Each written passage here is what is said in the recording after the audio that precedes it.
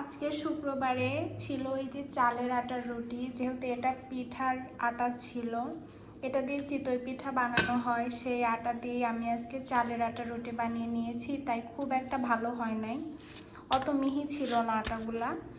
আচ্ছা, তারপরে করেছি এখানে মুরগির মাংসের ঝোল, দেশি মুরগির ঝোল, একদমই লাল লাল করে করেছি, একদম কড়া করে। অতিরিক্ত ঝাল দিয়েছি আজকে, যেহেতু আমি খুবই কম ঝাল খাই, কিন্তু আজকে ভাবলাম একটু ঝাল ঝাল করে রান্না করি।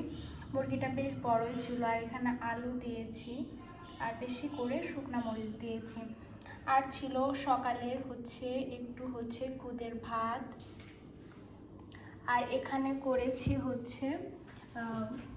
এটা বলে হালুয়া, সুজির হালুয়া। এটা কিশমিশ, একটু বাদাম, আর এখানে খেজুরের গুড় দিয়ে একটা হালুয়া করেছি রুটির সঙ্গে খাওয়ার জন্য।